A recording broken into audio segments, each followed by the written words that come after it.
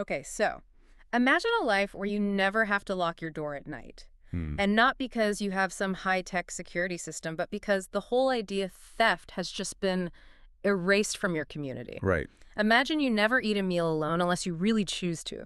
Your workday is like strictly capped at 6 And hours. rest of your time is just yours. Exactly. Yours to explore, to play, to learn. Hmm. No mortgage, no utility bills, no, that crushing sense of isolation. It sounds like the ultimate utopia, doesn't it? It does. On paper, it sounds like the brochure for paradise, a place where all the friction of modern life is just sanded away. But here's the fine print. And in the stack of documents we're looking at today, the fine print is heavy. Uh, To enter this paradise, you have to check everything you know at the gate. And I don't just mean your house or your car. I mean your marriage, your private family. your inheritance, Yeah. even your loyalty to your country. That is the trade-off we are looking at today. It's a radical, sprawling, and frankly fascinating experiment in communal living called Lifechanyuan. Or, as they call it, the second home. Exactly. Welcome to the deep dive. Today, we are unpacking a massive stack of documents, manifestos, newsletters, personal essays, all written between 2005 and 2024 by the founder of this movement, a man known as Shuafeng. And our mission today isn't to judge this group or, tell you to sign up. Far from it. No. Our goal is to understand the internal logic of a worldview that claims the nuclear family is actually the root of all human suffering. We want to see how they define a premium quality life, why they fled China to set up in Canada, and, well, why they believe we're all in danger of becoming biorobots. That term biorobots really stuck with me. But before we get to the sci-fi sounding stuff, let's start with the headline concept here. Right. The second home. Right. It sounds like a vacation property, but that's not what they mean, is it? Not at all. In Shuafeng's writings, the first home is what you and I probably live in right now. It's the traditional family unit. Parents, children, grandparents maybe, living under one roof, pooling resources, defending their little fortress. Shuafeng argues this whole structure is obsolete. So the second home is the alternative. It's a communal model designed to mimic what he calls the 1,000-year world of heaven. So they're literally trying to build heaven on earth. This isn't just a commune, it's a simulation of the afterlife. Exactly. And the most striking feature, the one that really sets them apart from your standard co-op or intentional community, is the explicit abolition of the nuclear family. Which is wild. The rule is crystal clear in the texts. No marriage in families, no husband-wife relationships. This is the part I got stuck on reading the source material. I mean, it's such a fundamental part of how we organize ourselves. That is. So if you join the second home, you aren't a husband or a wife anymore. You are a Chanyuan celestial. Yeah. But how does that work practically? Do you just ignore your previous relationships? You essentially dissolve them. Hmm. The logic, and this is key to understanding their worldview, is that the private family is an incubator for selfishness. An incubator for selfishness. Okay. Shuafeng argues that as long as you have a spouse and kids that are yours, you will always prioritize them over the rest of humanity. You'll hoard resources for your child. You'll worry about your partner. You'll build walls. So his argument is that private love competes with universal love. To love everyone, you can't belong to anyone specifically. Precisely. In the second home, the idea is that children are raised by the community as a whole. Right. The elderly are cared for by everyone. It's a collective safety net designed to eliminate anxiety. If you don't have a specific family to worry about, you supposedly treat everyone as family. It reminds me of that saying, it takes a village, but they've turned the volume up to 11. It's only the village. And that extends to how they work. You mentioned the 6-hour workday earlier. They use a system called holographic management. That sounded like corporate buzzword soup to me at first. Holographic management. What does that actually mean on the ground in a commune? It's their attempt to remove hierarchy. The phrase they use is, service replaces management. In a holographic system, there are no fixed bosses who just sit around and direct traffic. Okay. It's a meritocracy based on what they call the eight immortals approach. The 8 immortals crossing the sea, that's a Chinese myth, right? Right, where each immortal uses their unique power to cross the ocean. The principle here is, those who propose take charge. So if I look at the communal garden and say, hey, we need to plant potatoes here, I don't wait for a committee. Exactly. If you propose it and you have the capability, you lead it. You become the manager of that specific task. Once the task is done, you go back to being just another member. That's fascinating. It stops power from accumulating in just one person. Theoretically, yes. Hmm. And because everyone is supposedly working for the collective good rather than a paycheck, they claim this efficiency allows for that 6-hour workday. And the rest of the time is for life elevation, art, play, meditation. Right. Which brings us to the history, because they actually built this. They had 12 branches running in China, in Yunnan, Xinjiang, Guizhou. This wasn't just a theory on a blog. It was very real. It was. They started around 2009. But you can imagine how the Chinese government viewed a group that rejects the family unit and preaches about a new oasis for life. The sources say they were disbanded as an illegal organization. That's the official line. The authorities cited their advanced theories on marriage and family as a disruption to social order. And honestly, from a governance perspective, a group that tells people their loyalty belongs to the greatest creator and not the state. Is always going to be seen as a threat. Always. So in true utopian fashion, when the old world rejected them, they sought a new world. Xu Feng and his core followers moved to Canada to establish a new headquarters. I want to pivot to Shui Feng himself, because you really can't separate the movement from the man. He's not your typical guru, or, well, he doesn't just sit on a pillow speaking in riddles. No. He calls himself Deiform Buddha, claiming to be a messenger of the greatest creator. But his background is gritty. Gritty is the perfect word. He uses his own life as a teaching tool for what he calls living to the extreme.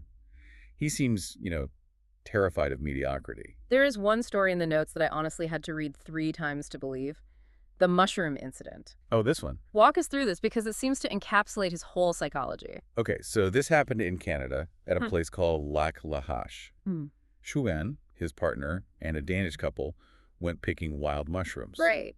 Xuan wasn't 100% sure they were safe. Now, a normal person would just throw them away or Google it. Or just buy mushrooms at the store. But Xuan decides to test them. He and his partner eat them, but they explicitly forbid the guests from touching them. Just in case they were poisonous. Which they were. Severely. At 2:30 in the morning, the toxins hit. Violent vomiting, dizziness, diarrhea, the works. It was a severe reaction. But here is where the deiform Buddha logic kicks in. They didn't call an ambulance. They did not. The source says it was about the cost, not wanting to incur debt. Wow. That and a refusal to be dependent. He describes drinking massive amounts of salt water to purge the system and just enduring it. He frames it as a battle between his will and his body. In the kicker. After surviving the night, essentially staring death in the face, he didn't go to sleep.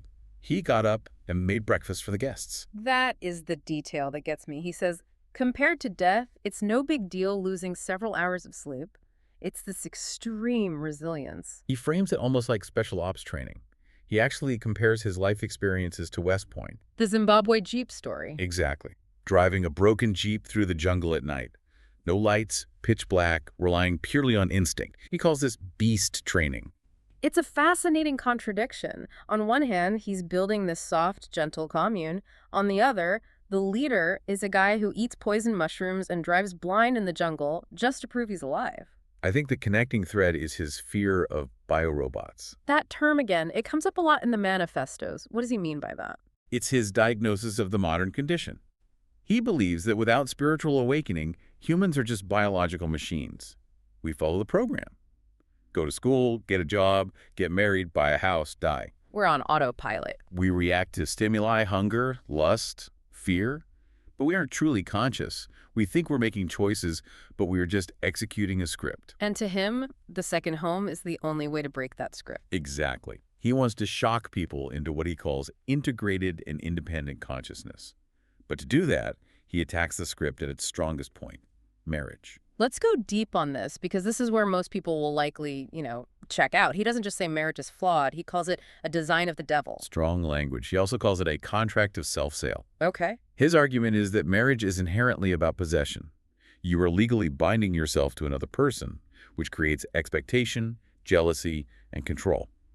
And in his philosophy, where there is freedom, there is paradise. You can't be free if you're contractually obligated to love someone. So in his view, if I'm married, I'm essentially a slave to the relationship. Yes, and he backs this up theologically. He quotes Jesus. In heaven, there is neither marrying nor giving in marriage. He argues that if the goal is to get to the 1,000-year world, we need to start acting like we are already there. And in heaven, apparently, nobody has a spouse. This leads to their stance on sexual freedom. The sources mention they view sex as a precious gift and an elevated form of play. which historically is a massive red flag in utopian movements. It can often lead to For abuse. sure. But looking strictly at their internal logic, they frame it as universal love. If everyone is your lover spiritually and potentially physically, then no one person holds power over you. It's an attempt to dilute the intensity of the couple so that the energy goes to the community. He's trying to engineer jealousy out of the human psyche. And he admits it's radical. He knows this is why they are labeled a cult. But he challenges the listener in these essays. Is your current arrangement actually making you happy? Or are you just lonely in a house you pay for, stuck in a marriage that died 10 years ago? He's tapping into a very real dissatisfaction. He is. He's offering a drastic solution to a very common problem. Speaking of navigating these choices, there's a concept in his writing that I found surprisingly practical.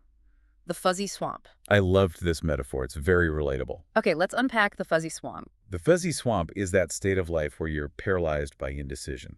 It's ambiguity. Should I quit my job? Is this relationship over? The path isn't clear, and you feel stuck in the mud. We've all been there. You weigh the pros and cons, but you just spin your wheels. Shuifeng says that in the swamp, logical thinking, what he calls Taiji thinking, weighing yin and yang, it doesn't work. Why not? The data is incomplete. You can't logic your way out of a fog because you can't see the terrain. So what's the solution? How do you get out of the swamp? You stop looking at your feet and you look at the horizon. You pick a distant goal, a lighthouse, and you walk towards it, ignoring the mud and the obstacles immediately in front of you. You stop judging every step as good or bad and just judge the direction. He uses his own example of learning English, right? Yes. He spent 14 years studying English every single day with one goal: go abroad.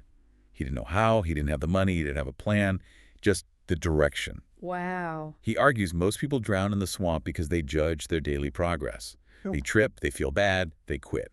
He says, ignore the trip, keep walking. It's essentially a lesson in grit. Don't judge the day, judge the decade. Exactly.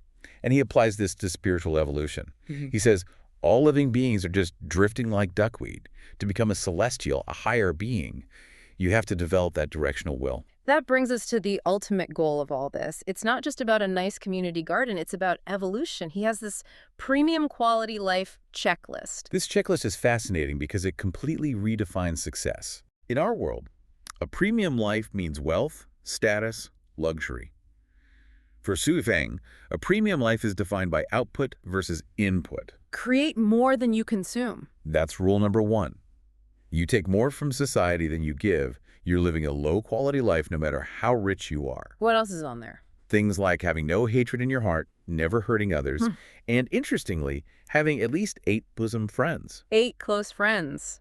As an adult, having 3 feels like a miracle. And that's the second home pitch again.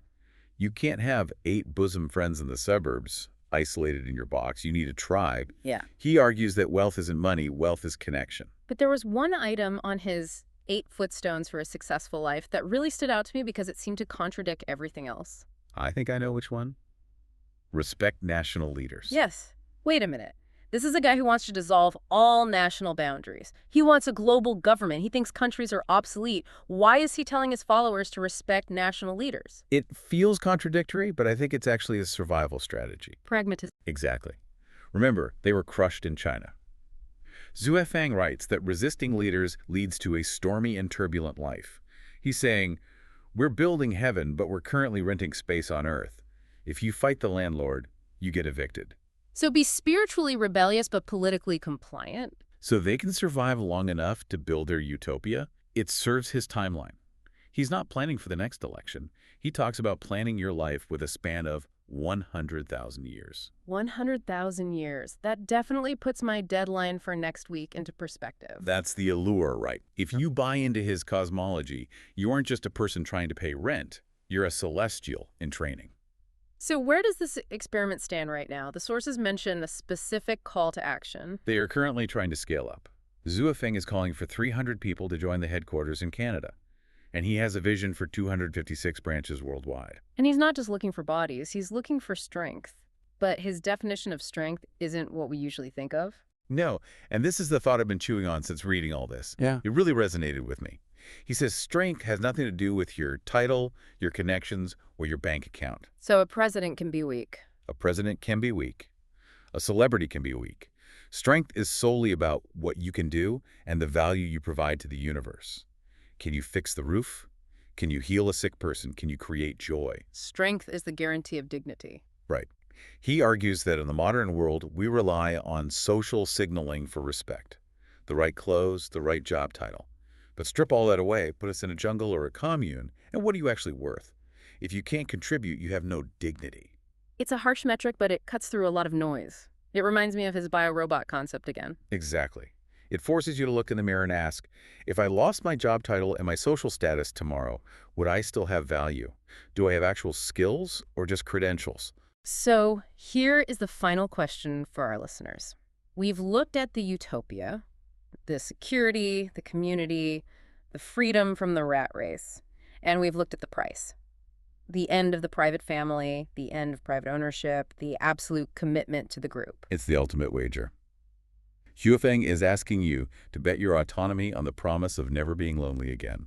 Imagine you're standing at the edge of that fuzzy swamp. You're tired of the bills, tired of the isolation, the door to the second home is open.